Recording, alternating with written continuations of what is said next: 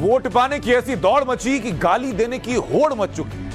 हम बात कर रहे हैं दक्षिण का द्वार कहे जाने वाले कर्नाटक की, जहां सियासी पारा एकदम गर्म।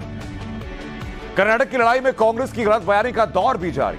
पहले कांग्रेस अध्यक्ष मल्लिकार्जुन खड़गे ने पीएम मोदी को जहरीला सांप कहा, अब उनके बेटे ने पीएम के लिए अपशब्द कहे। ऐसे में सवाल यह कि मोदी पर बार बार निजी अटैक करना, पर्सनल अटैक करना क्या विपक्षी सोची समझी रणनीति का हिस्सा है? क्या मोदी को दी जा रही ये गालियां बीजेपी के लिए 2024 में तालियों का सबब बन जाएंगी? सवाल यह भी कि मोदी को टारगेट करने का इंपैक्ट क्या होगा? इस हर सवाल का जवाब दिखाते हैं आपको इस रिपोर्ट के जरिए।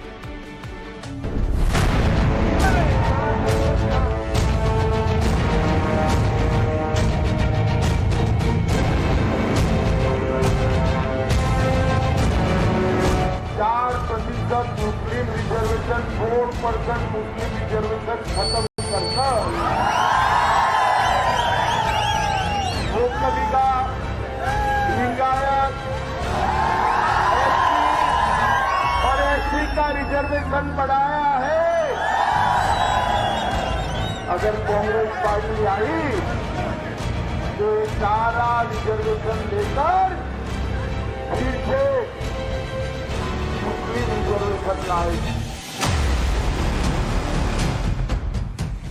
यह है कर्नाटक की सियासी कैनवास पर राजनीति के रंगों की सबसे ताजा तस्वीर।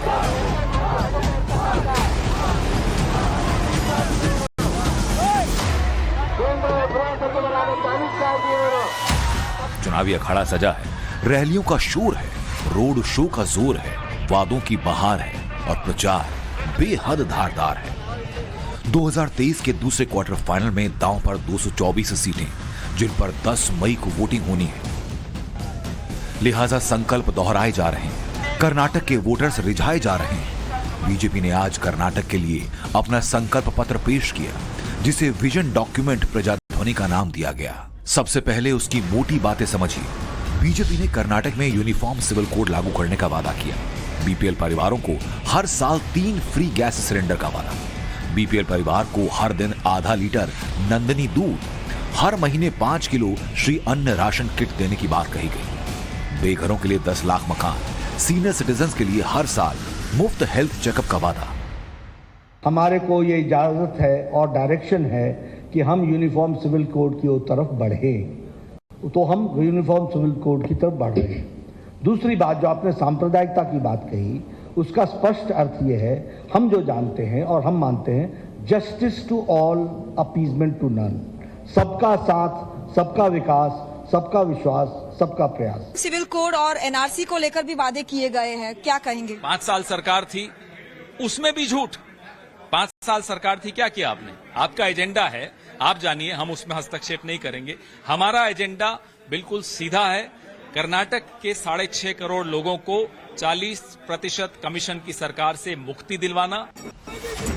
साल 2023 के पहले क्वार्टर फाइनल यानी मेघालय, त्रिपुरा और नागालैंड में मिली कामयाबी से बीजेपी उत्साहित है, और यही वजह कि चुनावी हवा विपरीत होने के दावों के बावजूद बीजेपी पूरी ताकत के साथ प्रचार युद्ध में जुटी है, जिसकी तस्दीक कर रही हैं ये 4 तस्वीरें। प्रधानमंत्री नरेंद्र मोदी, बीजेपी के फायर ब्रांड नेता और हिंदुत्व के पोस्टर बॉय यूपी के मुख्यमंत्री आदित्यनाथ योगी के साथ ही गृहमंत्री अमित शाह, यानी बीजेपी के सबसे बड़े 3 प्रचारक कर्नाटक में दमखम दिखा रहे हैं। पार्टी अध्यक्ष जेपी नड्डा भी कर्नाटक में मौजूद हैं। वैसे तो चुनाव में मुद्दों की, वादों की चर्चा ज्यादा होती है, लेकिन कर्नाटक के चुनावी रण में वादों से ज्यादा गाली का शोर है। परंपरा की शुरुआत कांग्रेस अध्यक्ष मल्लिकार्जुन खड़गे ने की, और जिसे उनके बेटे प्रियंक खड़गे ने जारी रखा। ಇವತ್ತು ನಿಮ್ಮ ಯಾವುದರಲ್ಲಿ ಕಲಬುರಗಿ ಬಂದ್ ಯಾಕಾಯ್ತು, ಜೇವರ್ಗಿ ಬಂದಾಯ್ತು, ಇವತ್ತು ರಿಸರ್ವೇಶನ್ ಅಲ್ಲಿ ಗೊಂದಲ ಆಯ್ತಲ್ಲ। ಹೋದ ಬಾರಿ ಬಂದಾಗ ಕೋಲಿ ಸಮಾಜ का बेटा हूं ಅಂದಿದ್ರು, ಕಬಲಿಗ ಸಮಾಜ का बेटा, ಕುರುಬ ಸಮಾಜ का बेटा ಅಂದಿದ್ರು, ಆದ್ರೆ ಇವತ್ತು ಬಂಜಾರಾ ಸಮಾಜ का बेटा ಅಂತ। सुना आपने मल्लिकार्जुन खड़गे के बेटे प्रियंक ने कैसे पीएम मोदी के लिए नालायक जैसे अपशब्द का इस्तेमाल किया। पहले पिता और अब बेटा। लगता है जैसे वोट पाने की दौड़ में गाली देने की होड़ लगी हुई है।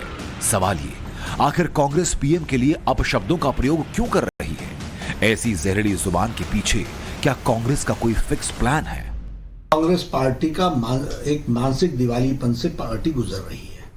इनके वरिष्ठतम नेता सोनिया गांधी जी, राहुल गांधी जी, जिस तरीके का उन्होंने भाषा का उपयोग किया, माफी कभी मांगी नहीं, ये उनका अदम्य दिखाता है, ये उनका अहम दिखाता है।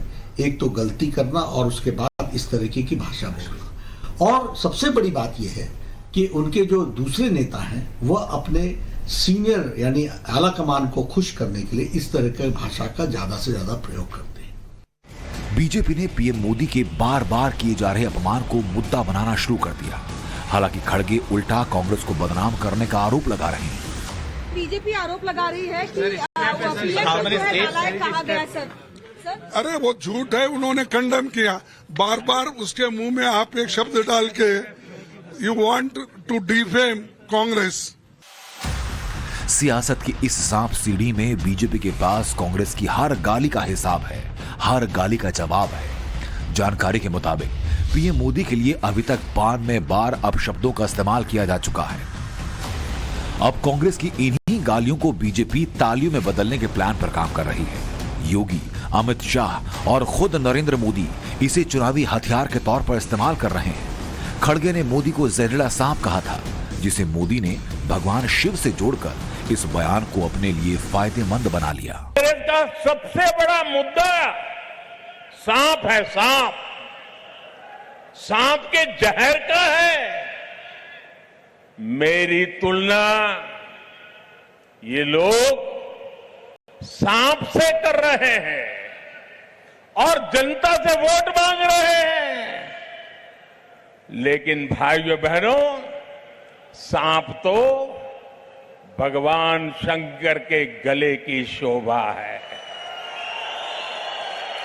और मेरे लिए देश की जनता ईश्वर का रूप है, शिव का ही स्वरूप है।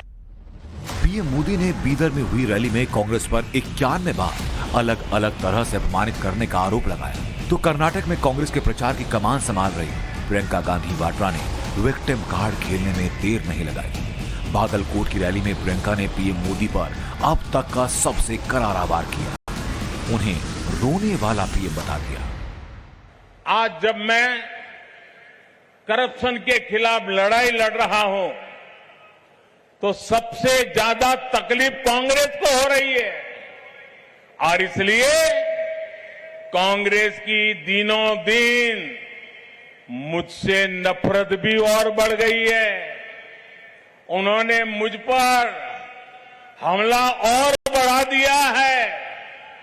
ये लोग आजकल धमकी दे रहे हैं, कांग्रेस के लोग धमकी दे रहे हैं। वो कह रहे हैं मोदी तेरी कब्र खुदेगी। मैंने पहला ऐसा प्रधानमंत्री देखा है बहनों और भाइयों, पहला देखा है जो आपके सामने आकर रोता है कि मुझे गाली लग रही है, मुझे गाली दे रहे हैं। आपके दुख सुनने के बजाय अपना दुखड़ा आपको सुनाते हैं। पीएम पर प्रियंका के इस वार के बाद कांग्रेस ने सोशल मीडिया पर कैंपेन शुरू कर दिया। सवाल ये कि मोदी की बदजुबानी बनाम प्रियंका के विक्टिम कार्ड से कर्नाटक की चुनावी तस्वीर कितना बदलेगी। बीजेपी और कांग्रेस दोनों के अपने अपने दावे। प्रियंका खड़गे जी ने किसी व्यक्तिगत व्यक्ति को, किसी व्यक्ति विशेष को कोई गाली नहीं दी। ये सब बेबुनियाद है, झूठ का पुलिंदा है। जो पार्टी बुरी तरह से कर्नाटक का चुनाव हार रही है, प्रधानमंत्री जी यहाँ सड़कों पे घूम रहे हैं, पर फिर भी उनकी बातों पे कोई एतबार नहीं कर रहा। इसलिए ये सरकार अपना मॉरल राइट शासन करने का खो चुकी है। आगे बढ़ने से पहले कर्नाटक की सियासत के समीकरण को जरा फटाफट समझ लीजिए। सबसे पहले कर्नाटक के जातीय गणित की बात करें तो कर्नाटक का जातीय गणित है, यहाँ सबसे ज्यादा SC/ST हैं 24.5%। इसके बाद नंबर मुस्लिम वोटर्स का, जिनकी संख्या है 16%। लिंगायत समुदाय की आबादी है 14%, तो वहीं वोक्कालिका समाज के लगभग 11% लोग। कांग्रेस और बीजेपी दोनों का ही जातीय समीकरणों पर जोर है। तो वहीं अगर सीटों की बात करें तो कर्नाटक को कुल 6 हिस्सों में बांटकर देखा जाता है। बेंगलुरु में 36 सीटें, 2018 में सारी सीटें बीजेपी ने जीती। सेंट्रल कर्नाटक में 35 सीटें, 2018 में बीजेपी ने यहां 24 सीटें जीती थी। कोस्टल कर्नाटक सीटों के लिहाज से सबसे छोटा इलाका, जिसमें 21 विधानसभा सीटें हैं और ये बीजेपी का गढ़ रहा है। हैदराबाद कर्नाटक में 31 सीटें हैं। मुंबई कर्नाटक रेजिम में कुल 50 सीटें, जबकि साउथ कर्नाटक यानी मैसूर रीजन में कुल 51 सीटें हैं। 2018 के चुनाव में बीजेपी कर्नाटक में सबसे बड़ी पार्टी बनकर सामने आई थी। हालांकि सरकार कांग्रेस और जेडीएस ने साथ मिलकर बनाई।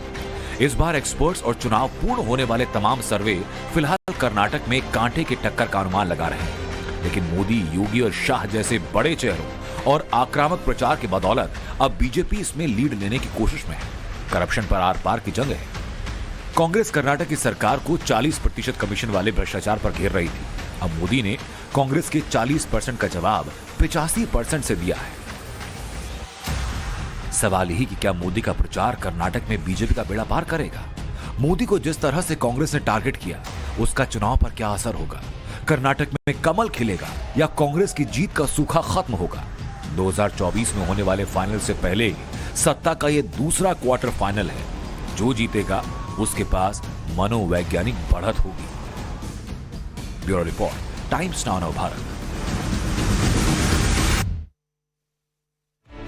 2024 से पहले का क्वार्टर सेमीफाइनल यानी कि 2023 का कर्नाटक विधानसभा चुनाव द्वंद्व जारी है। लेकिन 2018 के चुनाव की तस्वीर मैं आपको दिखाऊंगा। कर्नाटक में साल 2018 के विधानसभा चुनाव में बीजेपी 117 सीटें जीत करके सबसे बड़ी पार्टी बनी थी, लेकिन जेडीएस और कांग्रेस ने मिलकर के सरकार बनाई। इन 5 सालों में बहुत कुछ बदल गया। आपको जरा एक तस्वीर दिखाता हूं। ये तस्वीर जरा देखिए, तस्वीर आपके सामने। ये उस ओथ सेरेमनी की तस्वीरें हैं जब जेडीएस और कांग्रेस ने मिलकर के सरकार बनाई थी। जोर शोर से विपक्षी एकता जिंदाबाद का नारा लगाया गया था। शरद पवार इसमें आपको मिलेंगे, सोनिया गांधी मिलेंगी, मायावती, अजीत सिंह, सीताराम येचुरी आपको इसमें मिलेंगे, कुमारस्वामी आपको मिलेंगे, राहुल गांधी बीच में खड़े आपको दिखाई दे रहे हैं, किनारे पे तेजस्वी यादव हैं और अखिलेश यादव हैं। विपक्षी एकता का झंडा बुलंद करने वाली ये तस्वीर थी। लेकिन 2019 के लोकसभा चुनाव आते आते ये कहां गई उम्मीद कोई जांच नहीं पाया। 2024 के इलेक्शन में 2023 में क्या ऐसी ही कोशिश फिर कोई होने वाली है? इस बात को लेकर के फिर संशय है।